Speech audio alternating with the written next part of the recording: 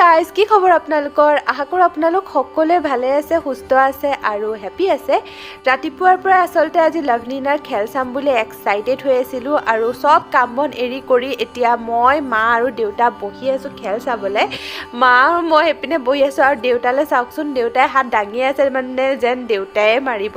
দেউতা আসলতে আগতে বহুত খেলিছিলে সেইটো কাৰণে এনেকুৱা খেল চাল দেখিলে দেউতাও খেলো খেলো লাগে আৰু খেলখন চাই সঁচাই বহুত ভাল লাগিলে লাভলিনা হাৰিলে মাত দুখ লাগিছে নি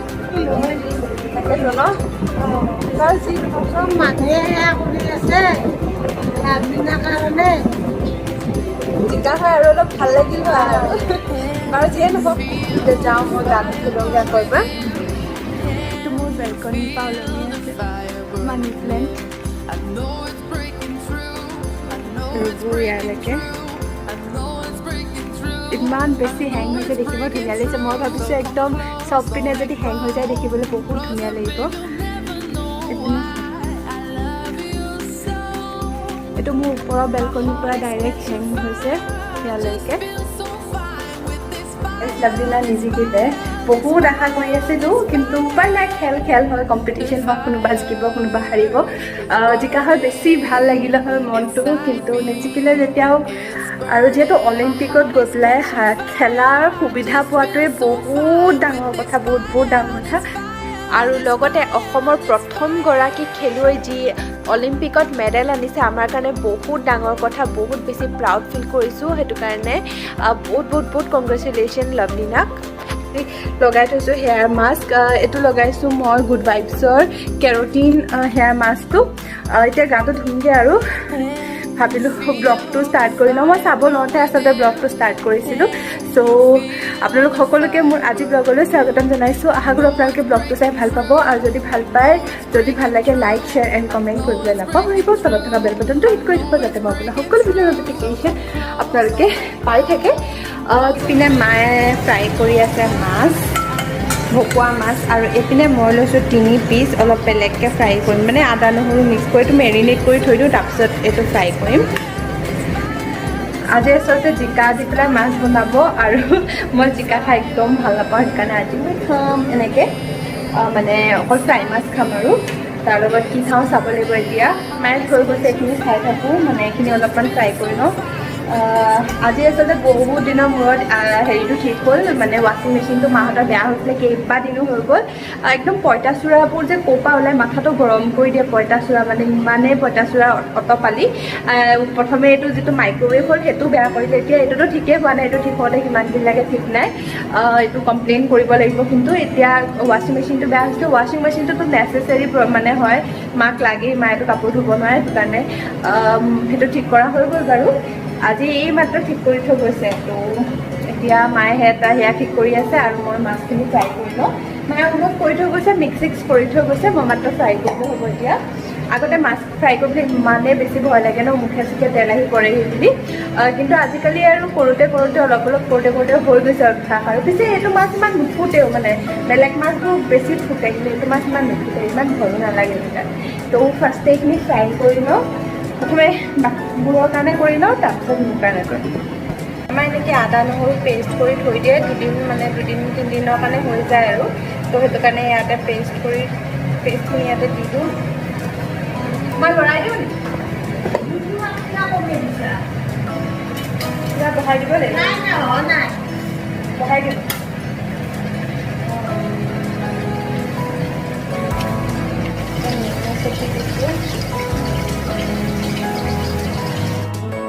এনেদৰে মই গোটেই মেৰিনেট কৰি মছলা চছলা আপোনালোকে জিৰা ধনিয়া বেলেগো দিব পাৰে কিন্তু মই নাই দিয়া চিম্পুলকৈ মেৰিনেট কৰি 20 মিনিট থৈ দিছোঁ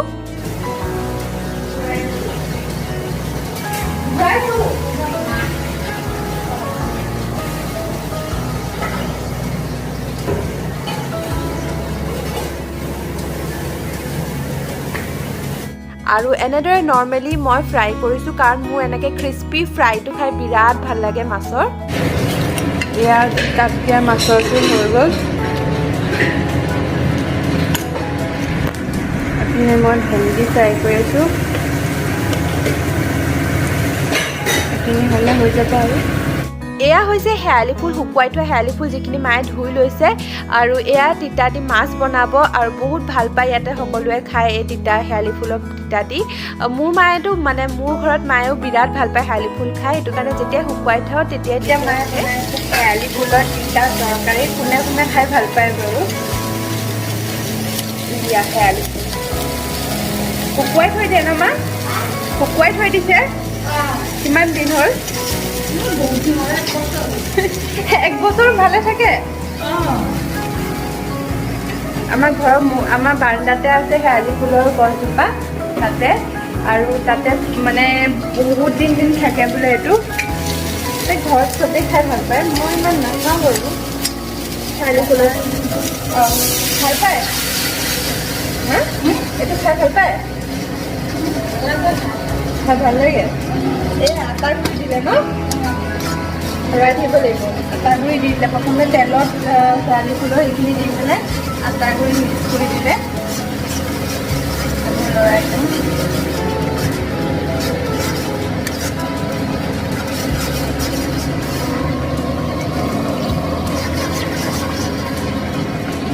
আজি বনিলে জিকাৰ জোল আৰু এইটো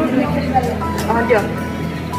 ইমান বা দিয়ে। এই বস্তুটো মই ইমানকৈ বনায়ে নাপাওঁ, মায়ে বনায়, মায়ে স্পেচিয়েলিটি হয়।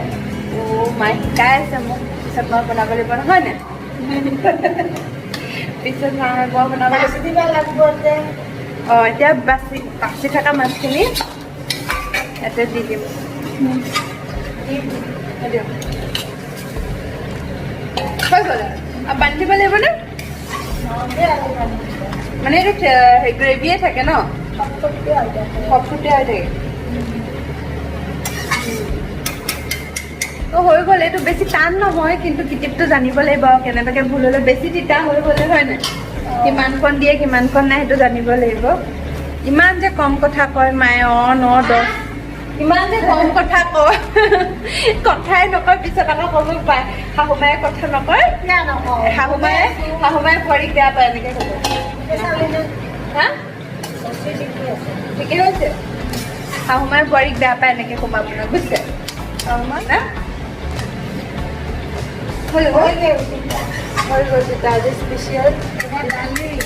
এবাৰ দালি মই যে নাখাওঁ, মই অকণমান দালি বনাইছোঁ মাত্ৰ, তো দালিখিনি বনাই লওঁ। আৰু ফাইনেলি এয়া ৰেডি হৈ গ'ল শেৱালি ফুলৰ তিতা লগত মাছ। খাবলৈ বহুত টেষ্টি হৈছিলে। আৰু এয়া হৈছে ঘৰৰ কল, একদম ধুনীয়া ধুনীয়া ফ্ৰেছ কল। ওপৰলৈ আহিয়ে মই ষ্টুলখন কালাৰ কৰাত লাগি গ'লোঁ, কাৰণ এইখন বহুত মানে ৰ'দত থওঁতে এইখন ডিছকালাৰ হৈ গ'ল, একদম কাঠৰ কালাৰটো নোহোৱা হৈ গ'ল। মই হাজবেণ্ডক আনিব দিছিলোঁ পলিচ কৰা যিটো কালাৰ থাকে, মানে বাঁহৰ বস্তুবোৰ পলিচ কৰা যিটো কালাৰ থাকে। মোৰ বাঁহৰ টুকুৰি কেইটামানো আছিলে, সেইকেইটাও কালাৰ কৰিম বুলি ভাবিছিলোঁ, কিন্তু এই কালাৰটো অলপ য়েল্ল'ও নহয় গ'ল্ডেনো নহয়, মাজতে পৰিলে ইমান ভাল লগা নাই। তথাপিও কালাৰটো কৰিব ল'লোঁ কাৰণে কৰি ল'লোঁ, আৰু গোটেই টুলখন মই কালাৰ কৰি ল'লোঁ। বাকী টাব দুটামান কৰিব আছিলে, মই নকৰিলোঁ কাৰণ কালাৰটো ইমান ভালেই লগা নাছিলে।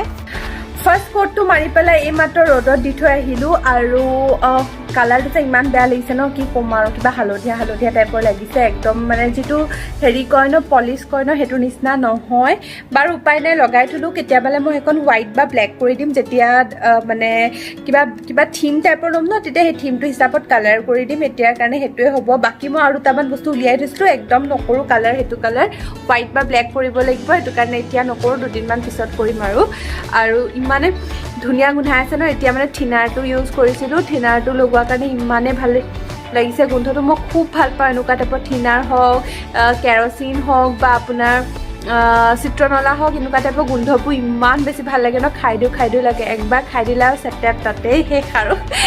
মুহতে কেতিয়াবা যদি খাই দিওঁ তাতে চেটেপ, খুব ভাল লাগে কিন্তু গোন্ধাই পেলাই। এতিয়া মই হাতখন গোন্ধি আছোঁ, কিন্তু কেনেবাকৈ মুখত লগাই দিওঁ বুলি ভয় লাগে। আকৌ মানে ধুই আহিছোঁ, তথাপিও এনেকুৱা লাগে যেন মুখত লগালে পিম্পলছ ওলাব, কাৰণ পিম্পলছ একদম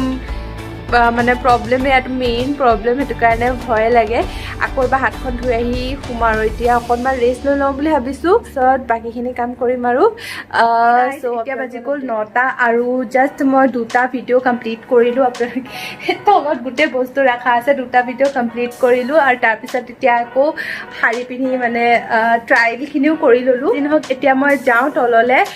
ডিনাৰ বনাওঁগৈ মুখৰ মেকআপখিনি আঁতৰাই লওঁ তাৰপিছত ডিনাৰ বনাওঁগৈ আৰু তাৰপিছত আপোনালোকক লগ হে গাইজ এতিয়া বাজি গ'ল 10:20 আৰু ডিনাৰটো কৰি আহিলোঁ আৰু ৰুমৰ অৱস্থাটো অথনি এনেকৈ থৈ গৈছিলোঁ সেইকাৰণে লৰালৰিকৈ এইখিনি ঠিক কৰি লওঁ আৰু তাৰপিছতহে ভালকৈ কথা পাতিম এতিয়া ফাৰ্ষ্টে মই এইখিনি কৰি লওঁ তেনেহ'লে ব'লক এতিয়া কামবোৰ আৰম্ভ কৰি দিওঁ প্ৰথমে শাৰীখিনি পাই ষ্টাৰ্ট কৰোঁ যিহেতু তলতে পেলাই থোৱা আছে আচলতে মই তলতে ভিডিঅ'টো কৰিছিলোঁ সেইকাৰণে ইয়াতে ৰাখি দিছোঁ মই গোটেই হাৰামোচা কৰিয়ে থাকোঁ সেইটো কাৰণে লেতেৰা কথা নাই ভালদৰে মই এইখিনি হেৰি কৰি ল'লোঁ জাপি লৈছোঁ এমেজন হল এটা বনাইছিলোঁ বহুত ধুনীয়া ধুনীয়া শাৰী আৰু মেখেলা চাদৰ আপোনালোকৰ বাবে লৈ আনিছোঁ তাকো এফৰ্ডেবল ৰেঞ্জত চাবলৈ নাপাহৰিব বহুত কষ্ট কৰা যায় আপোনালোকে চালে মনটো ভাল লাগে সেইটো কাৰণে নিশ্চয় চাব নেক্সট যিটো এমেজন হল আহিব আৰু এই কামৰ লগতে মই মাৰ লগতো কথা পাতি আছোঁ যিহেতু ৰাতি মাৰ লগত কথা পাতাই যায় সেইকাৰণে কামো কৰি আছোঁ আৰু লগতে কথাও পাতি আছোঁ